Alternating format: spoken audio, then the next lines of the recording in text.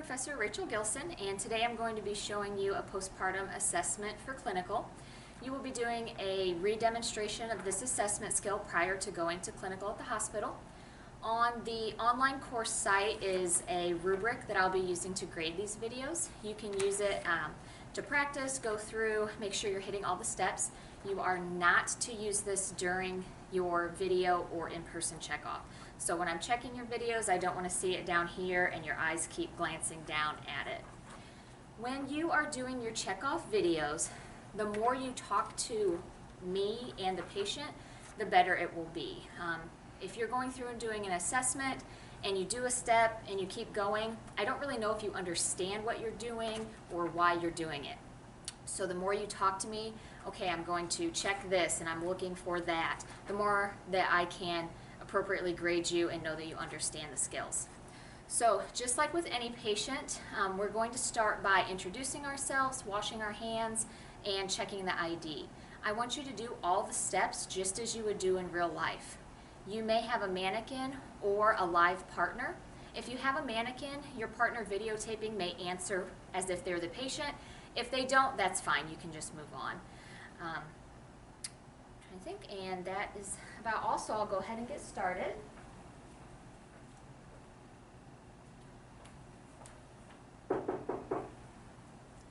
Hello, Anne. My name is Rachel. I'm a nursing instructor at St. Francis. I'm going to be doing your postpartum assessment today. Is that okay? Once the patient says that's fine, we'll go ahead and get started with vital signs. I do want you to go through the steps of performing vital signs. So I'm going to take your temperature under the tongue.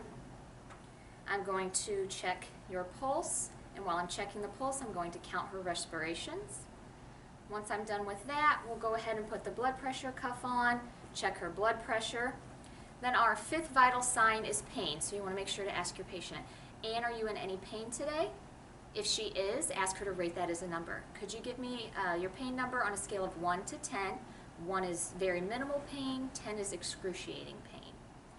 Anne would then give me her number. I've done all my vital signs and can then start my head to toe. For postpartum, we do a modified head to toe assessment called, it used to be called the bubble he, where the H stood for Holman sign. We no longer do the Holman sign, which is a quick dorsiflexion of the foot. It's not very sensitive and accurate, and you risk dislodging a clot if they do have a DVT. So I'm going to do what's called, I'm going to call it the bubble D, where D stands for DVT, but we're not going to do the Holman sign. So bubble he, first B is breasts. At the hospital, they prefer that you not palpate the patient's breasts, but just ask, Anne, are you having any soreness in the breasts, any hard spots, heat, redness? If she's breastfeeding, are your nipples intact? Do they have any cracking, discharge, discomfort there with breastfeeding? For this assessment, you will go ahead and palpate. I'm going to lift your gown up.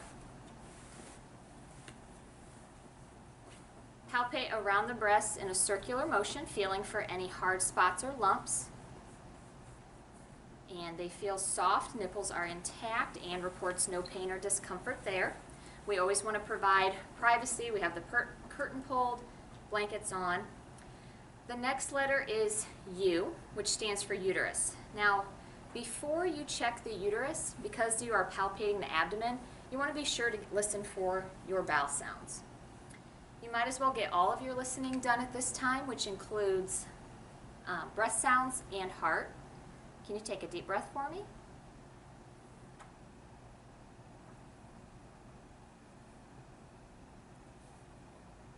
Again, we're going through the motion of doing these assessments so that we're improving our muscle memory for doing it in clinical. Okay, just breathe regularly. I'm going to listen to your heart.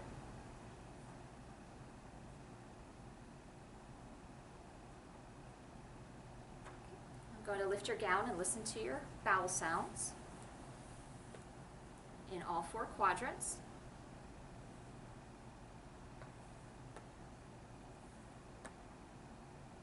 We have active bowel sounds. So now we can do the fundal check. I would go ahead and put gloves on. Anytime that gloves are appropriate, either put them on in real life or just verbalize that you're going to put some on for me. So I put my gloves on. When we do a fundal check, we want the head of the bed to be flat. So make sure to lay your mannequin down if she's not already flat.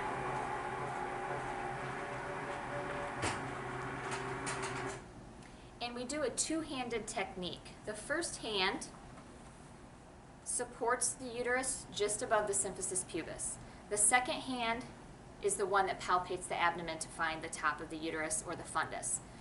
You can invert the uterus, which is why it's important to have that supporting hand down here that doesn't move. So you're going to start typically around the belly button area and feel for the top of the fundus. We have 3 assessments that we need to state. The first is whether the uterus is firm or boggy. We want it to be firm. If it's midline or displaced left or right. And then the third is its height. So is it at the umbilicus, 1 finger below, 2 fingers below, above? That would be charted as +1, -1, or at the U. So Anne, your fundus is firm, midline, and 2 fingers below. The assessment is a good time to include teaching. We do a lot of teaching in this clinical, so it's easy to get in a few topics while you're going through. And if you feel your own fundus right here, you can feel that it's nice and firm. That helps control the bleeding. So if you ever notice your bleeding's a little heavy, you can massage that area for 1 minute, and that should help make your uterus firm back up and slow your bleeding down. The next letter in bubble D is another B, which stands for bowel.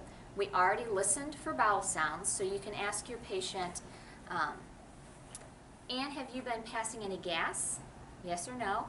Have you had a bowel movement since delivery? A lot of times this answer will be no. It may take a couple days for a mother to have a bowel movement after delivery. That's another teaching point. Constipation can be a problem after delivery, so you want to make sure you're drinking lots of fluids, eating high fiber foods, and the nurses will offer you a stool softener twice a day. It'll probably be a good idea to take that, especially if you've had any tears on your bottom after delivery. It will help with comfort there. The other B is bladder. Anne, have you been able to go to the bathroom since delivery? Yes or no? Is there any pain or foul odor from your urine? She should hopefully answer no. If she answers yes, we might think about a urinary tract infection.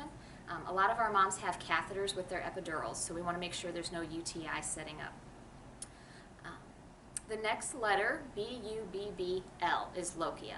The Lochia is a fancy name for her bleeding after delivery. Again, I've still got my gloves on, and I'm just going to check your pad. It's important to ask when the pad was last changed. We grade our Lochia amount on an hour.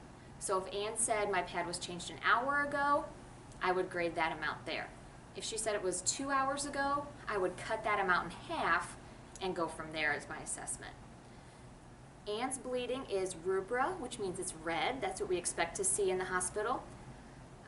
There's a moderate amount. She told me she just changed it an hour ago.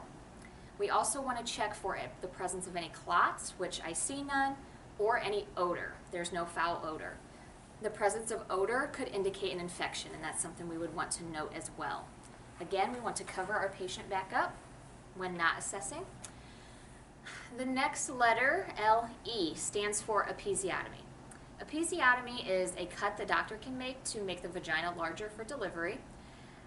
This kind of encompasses not only doctor-made cuts, but also just natural tears. Basically, we want to check her perineum to make sure that everything is healing okay.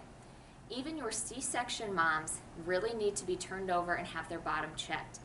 They could have hemorrhoids just from pregnancy, and we need to assess for that. While mom is rolled over, we will also be assessing her back for her epidural site if she had one, or her spinal site if she had a C-section. So Anne, I'm going to go ahead and have you roll over, and we're just going to check your bottom to make sure you're healing okay. Did you have any tears? She tells me yes. So I'm going to use the RETA acronym to assess her laceration. We're going to look for redness, edema, ecchymosis, drainage, and approximation. So again, I've still got gloves on. You can assist your patient to roll to her side.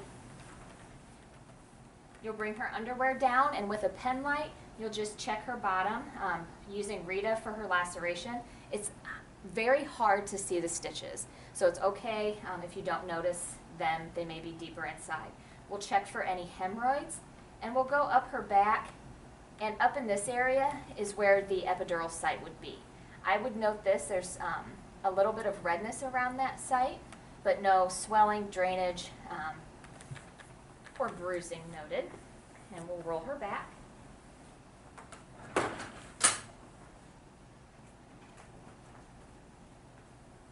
I could then remove my gloves because now we've checked her bleeding and her perineum. So I remove my gloves, do some hand hygiene, continue on with my assessment.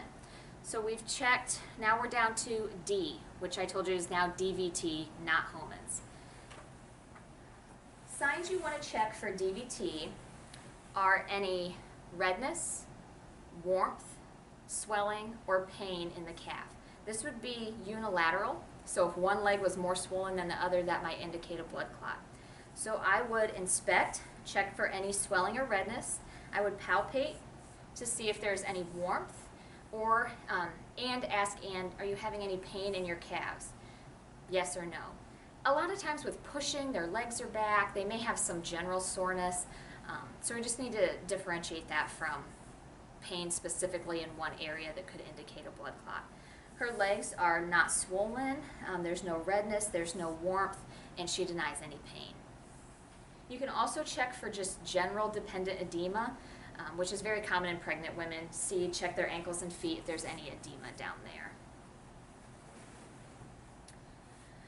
The next E is education. So we will provide some education. The other E is emotions.